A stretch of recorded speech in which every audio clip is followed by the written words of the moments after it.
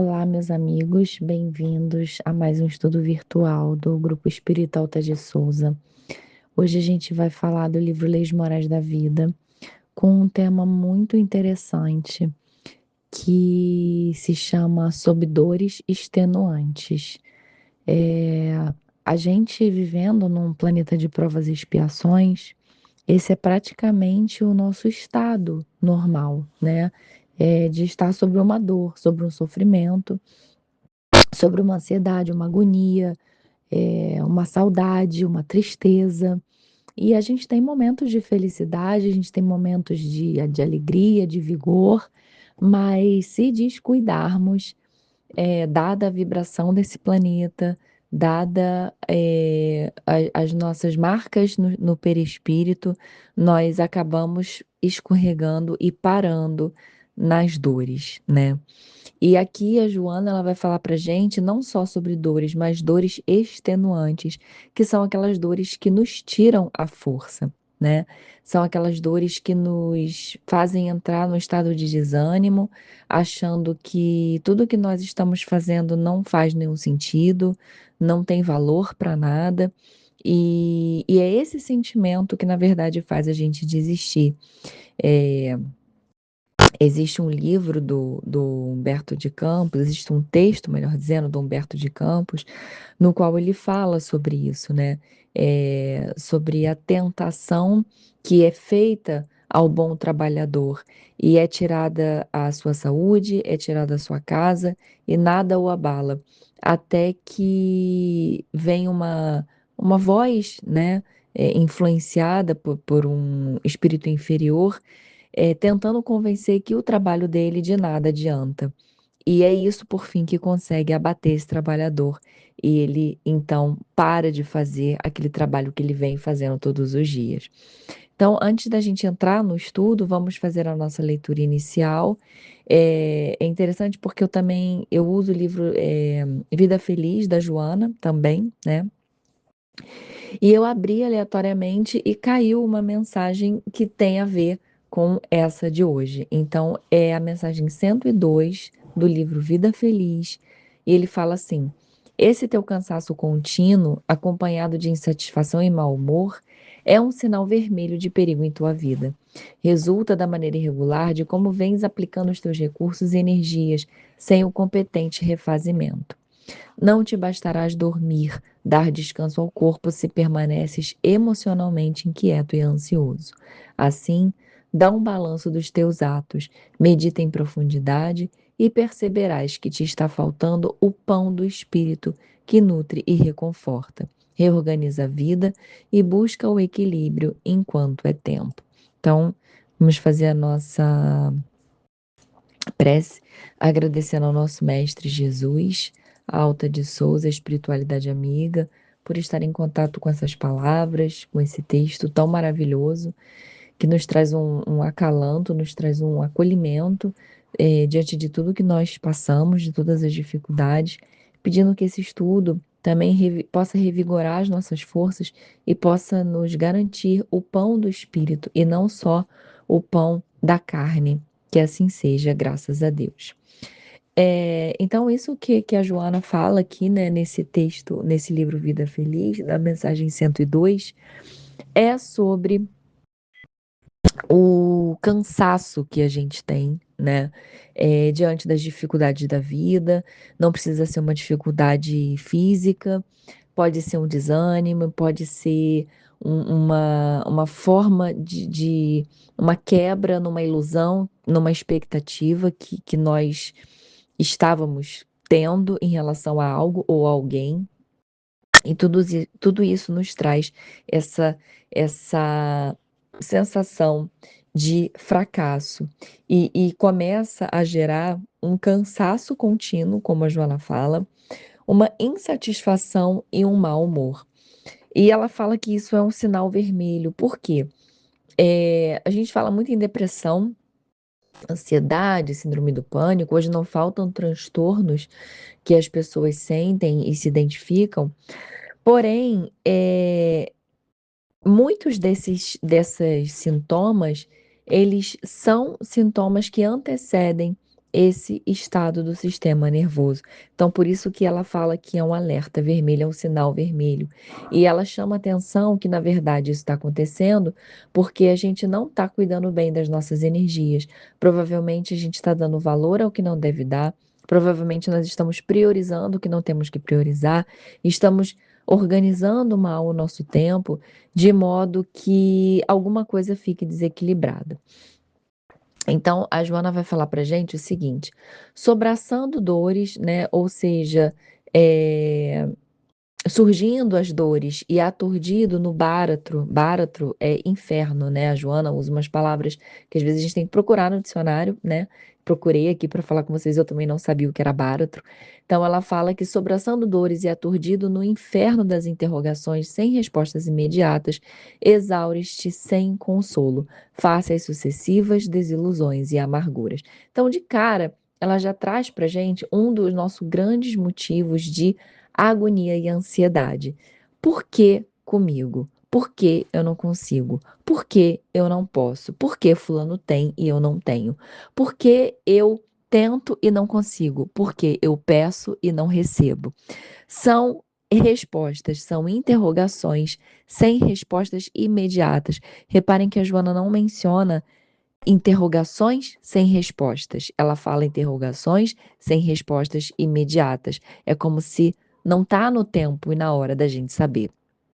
E aí, por causa disso, a gente acaba se exaurindo sem consolo, né? Nada nos consola, porque a gente não tem aquela resposta e já vamos indo pelo caminho da amargura. Tens a impressão de que desmoronaram os teus castelos de esperança, como se fossem de névoa brilhante diluída pela ardência do áspero sol do desespero.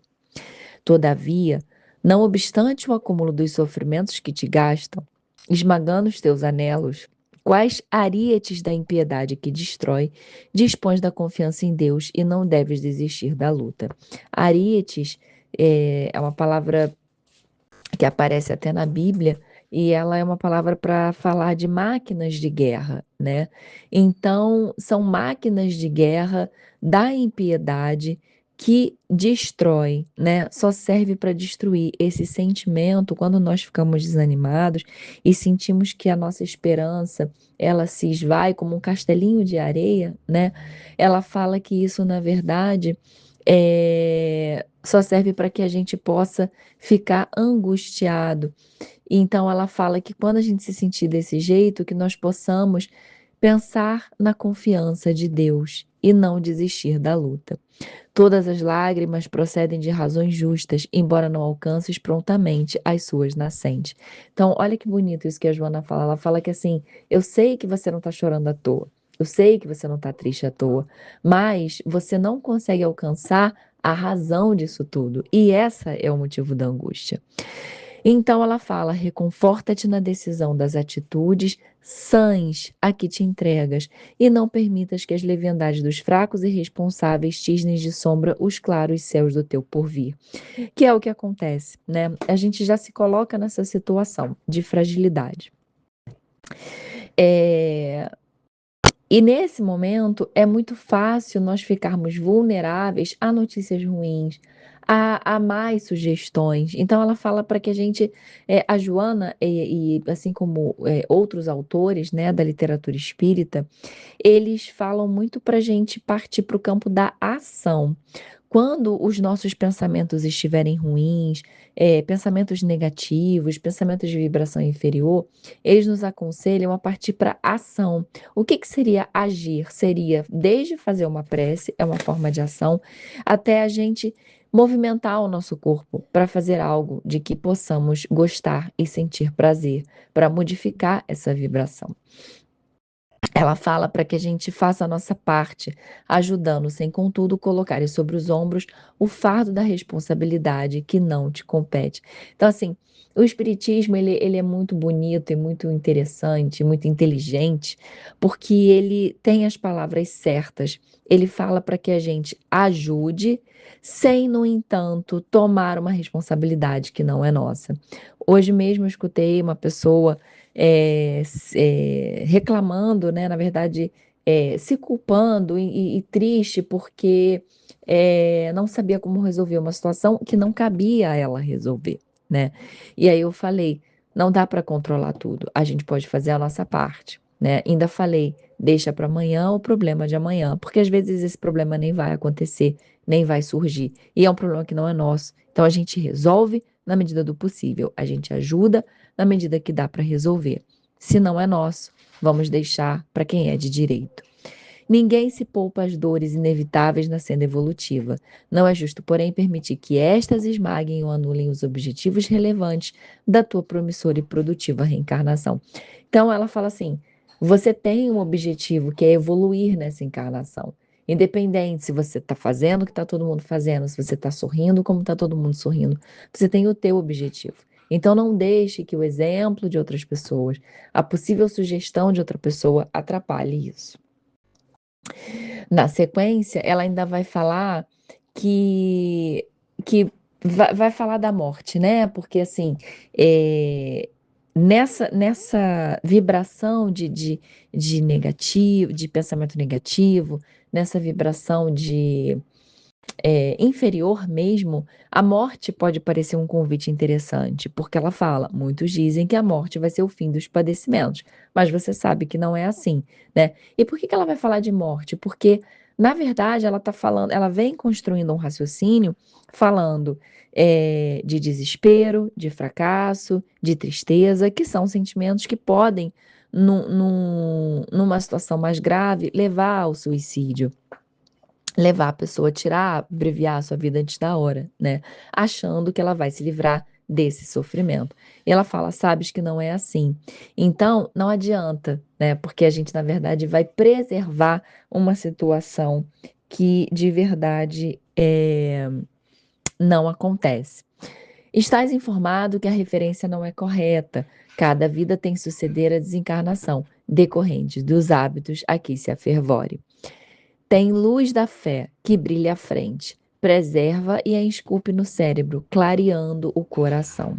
Segue adiante, mesmo que sobraçando tantas dores, estejas a ponto de parar, de desistir ou de tombar. Então, lembrando aquele desenho animado, né, do Procurando Nemo, continue a nadar, né? Pare, descanse, voltando aqui, ó, o texto lá em cima, em teu cansaço contínuo, é, procure o pão do espírito, né? Então, é o que a gente vai fazer aqui também diante dessas dores extenuantes. A gente vai procurar o pão do espírito. E aí vai falar de quem? Do nosso maravilhoso Jesus, nosso irmão, nosso amigo de todas as horas. Ele não é o nosso exemplo? Não é nosso modelo e guia? Então ela vai falar dele agora, né? Você que está aí sofrendo, passando por um momento de tristeza, ela vai falar o seguinte: coroado de espinhos, ferido por uma lança e atendido na sede por uma esponja vinagrosa, carregando na alma a ingratidão e o ouvido dos amigos, o esquecimento dos amigos, sob um céu plúmbeo que ameaçava a tempestade, Jesus não parecia um triunfador, confundido com dois bandoleiros que contemplavam a cena trágica do Calvário. Todavia, era o incomparável Filho de Deus, no supremo abandono dos homens, mas em superlativa glória com a divindade, mediante cujo testemunho atingiu o ápice do seu ministério de amor entre as criaturas. Pensa nisso, alma sofredora, e não desfaleças. A dor é bênção libertadora, através da qual se rompem os encantamentos da ilusão e da fatuidade, dando ensejo à imarcessível conquista dos alienáveis tesouros do Espírito Eterno, ditoso após a luta redentora. Então, pessoal, eu sei que é bem trabalhoso, né, falar sobre isso. Como eu disse, a gente está num momento, num planeta de provas e expiações, então a dor é o que nos iguala nesse momento, né? A dor de cada um não é igual, nem é pior, né? Só é a dor de cada um, é a dor particular de cada um. Mas a dor é o que nos iguala nesse mundo. É a única certeza que nós temos, né? Que todo mundo está passando ou vai passar por algum sofrimento.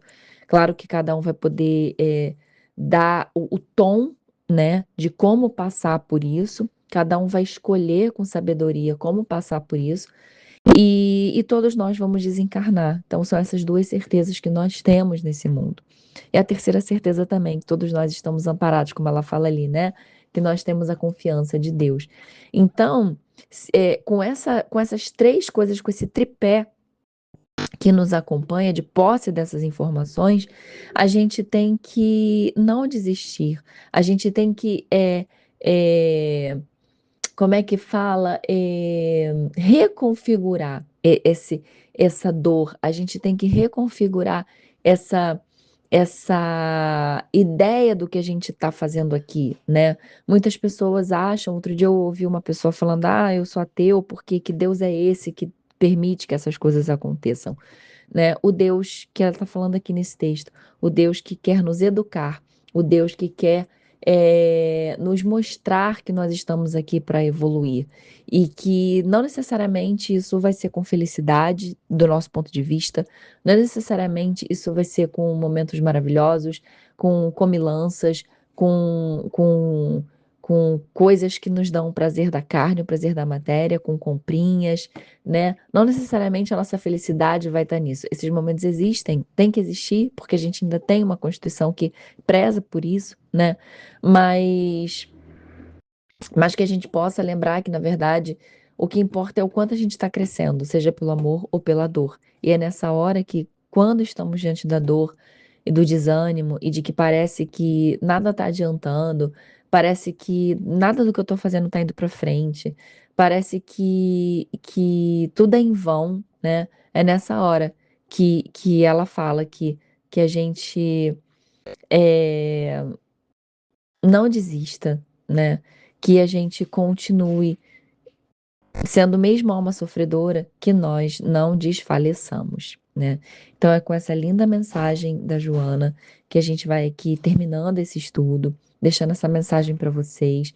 Se você está passando por alguma dor, se você está passando por algum momento difícil, que a gente possa firmar nosso pensamento nessas palavras, né? Tá tudo certo do jeito que está acontecendo. Claro, se você acha que pode mudar alguma coisa, mude.